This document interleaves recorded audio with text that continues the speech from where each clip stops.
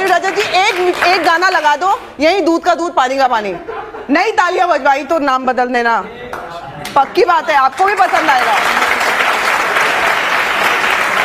मैं आपको 100% बोलती हूँ बाबा जी कि आप मुझे योगा सिखा दो, मुझे कोई नॉलेज नहीं है, मैं आपको डांस के ऐसे ऐसे स्टेप बताऊंगी, याद रखेंगे आप।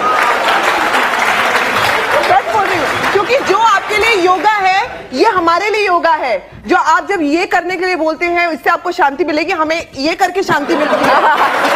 हमारे लिए ये है शांति, वो चाहे वो कथक हो कुछ भी हो। ये तो कला है, मैं इसका सम्मान करता हूँ। ये अलग बात है कि मैं इनको तो वो कला जो थी वो आज हमारा प्रोफेशन बन गया, जिसके लिए हमें गर्व है, हमारे माता पिता को हमारे पर गर्व है। इस पर मुझे भी गर्व है, मुझे कोई शर्म नहीं है इस पे। लेकिन आपने कैरेक्टरलेस बोल, आपने कहा ना, आपने बोल दिया नाचने गाने वालों को भांड कहा जाता था।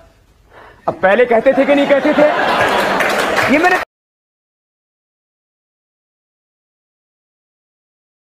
पहले की बात कही, बताओ पहले कहते थे कि नहीं कहते? चलो माँ से ही पूछ लेते। अगर शुद्ध वर्ड से पूछ ले तो आज भी भांडी है, वो आज भी भांडी कहे जाएंगे, क्योंकि कर तो वही रहे हैं। आप कह रहे हो, मैं तो नहीं कह रहा। कर तो वही रहे हैं, लेकिन उसको जब हम प्रेजेंट गलत तरीके से करते हैं तो वो गलत हो जाता है। हाँ, तो गलत प्रेजेंट गलत तरीके से नहीं करना चाहिए, बस यही बात हो जाए तो बस बेड़ा आ गया ना, वो इसी तरह से आ गया। अगर बोला होता तो ये और मैं यहाँ नहीं बैठी रहती।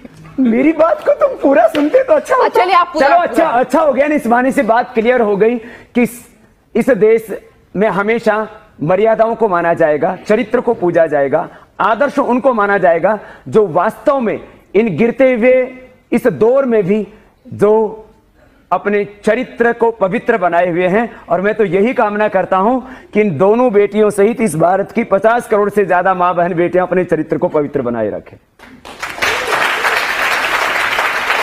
लेकिन मैं स्वामी जी आपको एक और बात बता दूं, संभावना यहाँ काफी नरम हो के आपसे सवाल पूछ रही है। क्यों हो गई नरम? ये तो आप तो बहुत इनको गुस्सा करने की कोशिश करते रहे, लेकिन ये मेरे ऊपर गुस्सा कर ही नहीं सकती, और आप इनको गुस्सा करके दिखा दो। चलो आज। लेकिन इनका बयान मैंने अखबार में पढ़ा, इसी अखबार में संभावना ने उसमें पूछा है, अगर स्वामी रामदेव योगी हैं तो भोग के बारे में इतना कैसे जानते हैं?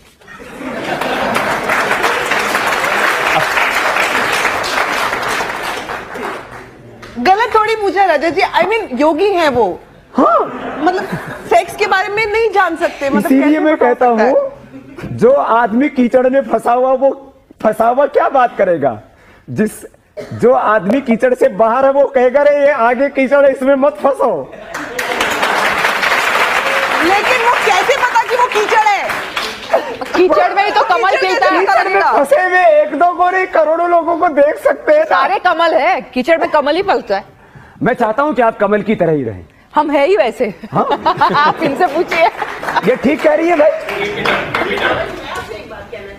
कोई दोहराई? और बाबा ये संभावना की माँ है, ये कुछ कहना चाहती हैं आपसे? मैं आपसे ये कहना चाहती हूँ, मेरी इन बच्चियों ने किस तरह कितनी मेहनत करके ये अपनी पोजीशन बनाई है वो हम माँ बाप जानते हैं, लेकिन लोग सिर्फ इनका छोटे कपड़े पहन के नाचना ही देखते हैं, और उसके पीछे इनकी कितनी मेहनत है, कितनी स्ट्रगल है, वो कोई नहीं जानता, वो हम लोग जानते हैं। और हम इस चीज के लिए बहुत we are proud of her. क्या सलाह है आपकी इन दोनों को? ये छोटे कपड़े पहनकर डांस करते रहें या उसको बंद कर दें? मैं तो साड़ी में भी करने को तैयार हूँ, लोग देखेंगे। मैं बंद करने को तैयार हूँ, लेकिन फिर मुझे बाबा को फॉलो करना पड़ेगा। ये डीवीडी इतनी कैसे बेचते मुझे समझना पड़ेगा। और वो भी गोमूत्र मैंने आज खरीद के लाया, मैंने जबलपुर से। मैं पूरे कपड़े पहनता हूँ, इसलिए मेरी सबसे ज्यादा डीवीडी बिकती है।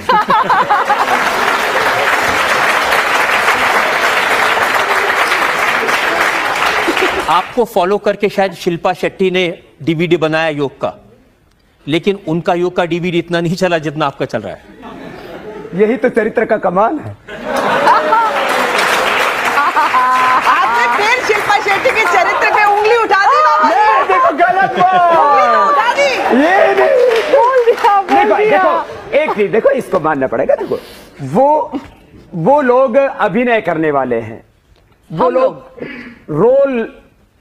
रोल लाइफ में ज्यादा रहते हैं, हम रियल लाइफ में रहने वाले लोग हैं। आज तक बताओ, मैंने कभी भी किसी कंपनी का कोई विज्ञापन किया? मैंने कभी भी जो है कोई एक्टिंग की? मैं तो हमेशा एकदम सहज जिंदगी जीता हूँ, एकदम अक्खड़ जिंदगी, गांव के देसी आदमी की आपने जिंदगी, कभी नहीं किया, ठेठ देसी। लेकिन सबसे ज्यादा इन चीजों पे बातें करिए, चाहे वो कॉन्डोम्स की बात हो, चाहे वो अच्छा एक बात मैं दोनों सब पे बात करी है। दोनों बेटियों से एक बात पूछता हूं।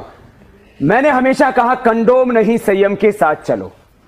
अच्छा, विवाहेतर यौन संबंध दुराचार और व्यभिचार की श्रेणी में आते हैं। आप अपने माँ बाप से पूछ लो और आप बता दो इस बात को, क्या विवाहेतर यौन संबंध दुराचार और व्यभिचार नहीं है? आप सीधा बताओ। रजत जी को थोड़ी देर के लिए हटा दो बीच से।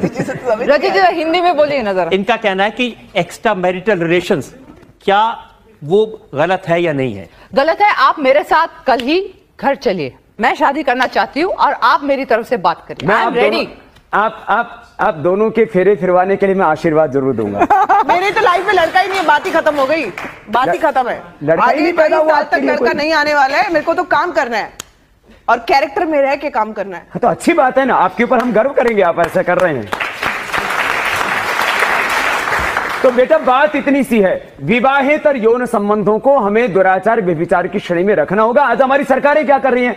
बोले कंडोम का यूज करो, जो दिल में आए सो करो। ये तो गलत बात है ना। साथ में बाबा जी मैं ये आपको बताना चाहूंगी, आप जो बोल रहे हैं कि जो एक्स्ट्रा मैरिटल अफेयर्स हैं वो खराब होते हैं, दुनिया भी इस चीज को मानती है कि वो खराब होते हैं, लेकिन फिर भी होते हैं। नहीं तो उनको क्या हमने जानने की कोशिश की कि क्यों होते हैं?